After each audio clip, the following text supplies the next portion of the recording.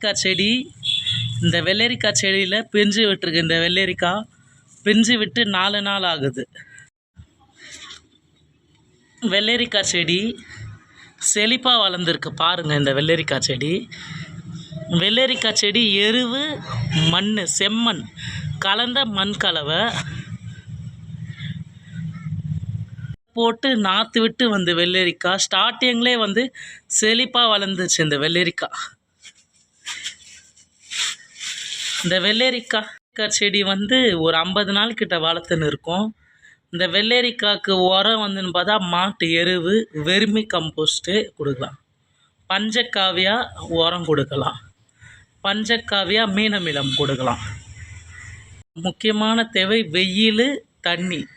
ஒரு நாள் விட்டு ஒரு நாள் தண்ணி இடைவேளையில் விடணும்.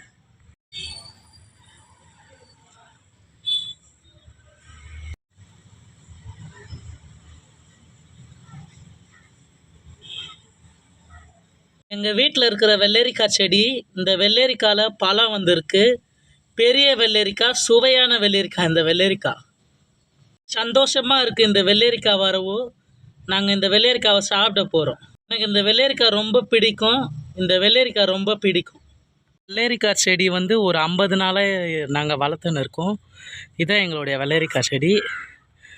புதிய வெள்ளரிக்காய் செடி, விதை போட்டு வளர்த்த வெள்ளரிக்காய் செடி.